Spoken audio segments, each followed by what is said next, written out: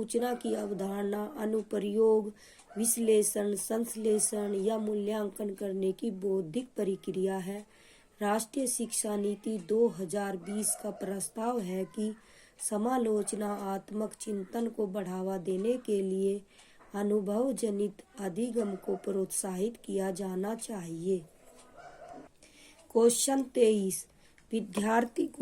23 विद्यार्थियों के अर्थपूर्ण अधिगम को बढ़ावा देने के लिए निम्नलिखित में से किस प्रक्रिया के लिए बच्चों को प्रोत्साहित नहीं करना चाहिए?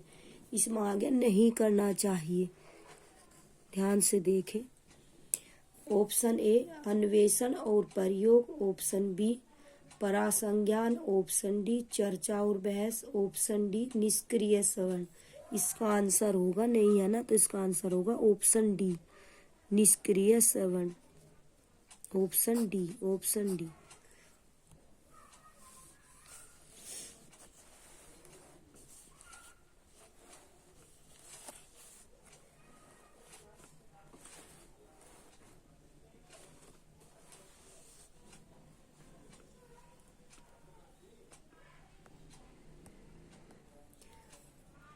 क्वेश्चन 24 स्कूलों में विशेष रूप से शिक्षकों को छात्रों की विफलता को किस तरह समझना चाहिए?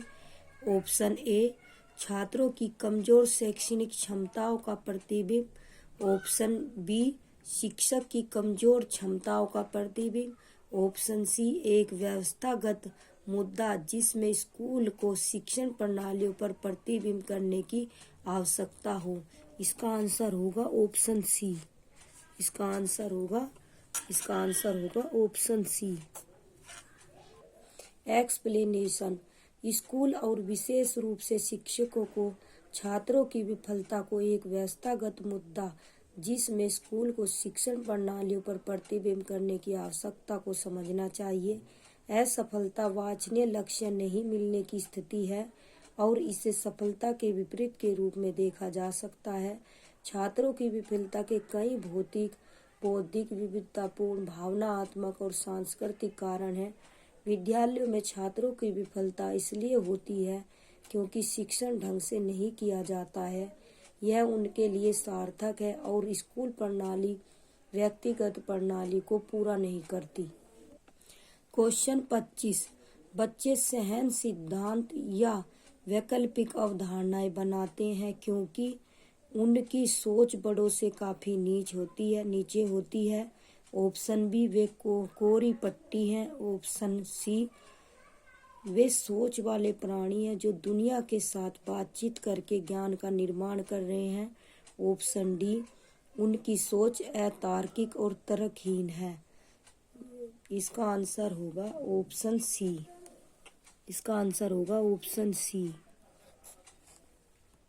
एक्सप्लेनेशन जब शिक्षक विभिन्न विषयों में अवधारणाओं पर निर्देश प्रदान करते हैं तो वे उन छात्रों को पढ़ा रहे हैं जिनके पास पहले से ही विषय के बारे में कुछ पूर्व अनुदेशात्मक ज्ञान है। हालांकि उन छात्रों को ज्ञान गलत, अतार्किक या गलत जानकारी हो सकती है। इन गलत समझ को वैकल्पिक अवधारणा या गलत अवधारणा कहा जा सकता है। बच्चे सहन सिद्धांत या वैकल्पिक अवधारणा बनाते हैं क्योंकि वे सोच वाले प्राणी हैं जो दुनिया के साथ बातचीत करके ज्ञान का निर्माण कर रहे हैं। इस प्रक्रिया के माध्यम से शिक्षक यह स्वीकार करता है कि बच्चे सोचने में सक्षम हैं और उनकी सोच वयस्कों से भिन्न है। क्वेश्चन 26 विद्यार्थी किसी समस्या को एक ही तरीके से निरूपित कर अब अटक जाता है तब वह क्या कहलाया जाता है? ऑप्शन ए पक्षगामी युक्ति संचालन, ऑप्शन बी कार्यात्मक स्थिरता, ऑप्शन सी अनुक्रिया समुच्चय, ऑप्शन डी अनुरूपी चिंतन। इसका आंसर होगा ऑप्शन सी। ऑप्शन सी अनुक्रिया समुच्चय। एक्सप्लेनेशन जब कोई विद्यार्थी किसी समस्या को एक ही तरीके से निरूपित करने पर अटक जाता है तब वह अनुक्रिया समुच्चय कहलाया जाता है। अच्छे समस्या समाधानकर्ताओं में प्रतिक्रिया अनियमितता अर्थात अनुक्रिया समुच्चय की कमी होती है, क्योंकि ये अपसारी रूप से सोचेंगे और किसी समस्या पर प्रतिक्रिया देने या हल करने से पहले दी गई समस्या के हर संभावित परिणाम का विश्लेषण करने का प्रयास करेंगे। क्वेश्चन 27 समस्या समाधान पढ़ाते समय शिक्षकों को चाहिए कि वे बच्चों को अपने सोच के बारे में सोचने और सीखने के तरीके पर ध्यान केंद्रित करने के लिए हतोत्साहित करें। तर्क: संज्ञानात्मक क्षमताओं का विकास समस्या समाधान में बाधा डालता है। ऑप्शन ए और आर दोनों सही हैं और ए की आर सही व्याख्या करता है। ऑप्शन बी, ए और आर दोनों सही है लेकिन ए की आर सही व्याख्या नहीं करता। ऑप्शन सी, ए सही है लेकिन आर गलत है। ऑप्शन डी, ए और आर दोनों गलत है। इसका आंसर होगा ए और आर दोनों गलत है। इसका आंसर होगा ऑप्शन डी। क्वेश्चन 28 कथन: शिक्षकों को मध्य विद्यालय के छात्रों को विस्तार से बताना चाहिए कि उन्हें क्या करना है, जिसमें क्या, कैसे और कब सीखना है। और तर्क: मिडिल स्कूल के बच्चों में अपने अधिगम को स्व नियमन करने की क्षमता नहीं होती।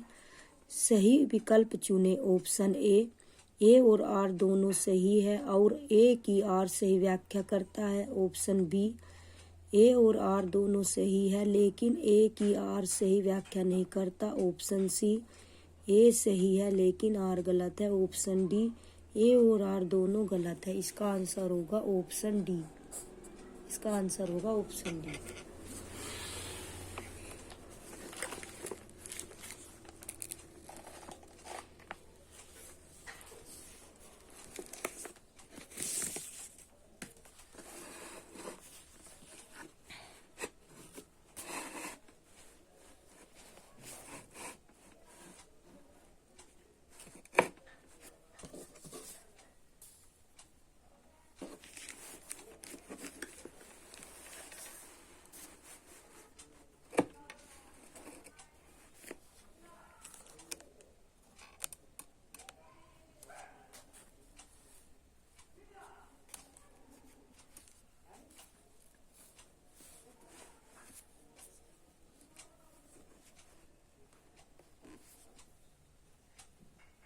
एक्सप्लेनेशन: स्वनियमन शिक्षा में सीखने के संज्ञानात्मक, मेटाकोग्निटिव, व्यवहारिक, प्रेरक और भावनात्मक पहलू शामिल है।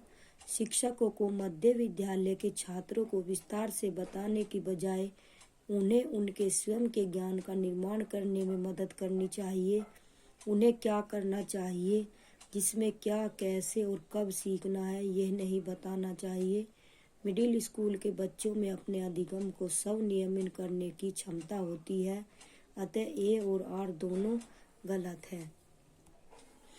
क्वेश्चन 29 योग्यता को खाली स्थान और असफलता को खाली स्थान रूप से सोचना छात्रों को अधिक प्रयास करके अधिक मेहनत करने के लिए प्रेरित करता है। ऑप्शन ए, स्थिर या अपमानजनक। ऑप्शन बी, स्थिर सीखने का अवसर। ऑप्शन सी, वृद्धिशील या अपमानजनक। ऑप्शन डी, वृद्धिशील और ऑप्शन डी है सीखने का अवसर। इसका आंसर होगा ऑप्शन डी, वृद्धिशील और सीखने का अवसर।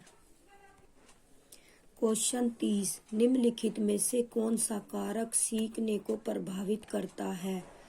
ऑप्शन ए, सामाजिक सांस्कृतिक संदर्भ। ऑप्शन बी, छात्र की आयु। ऑप्शन सी, एक अवधारणा को पढ़ाने के लिए शैक्षणिक रणनीतियाँ।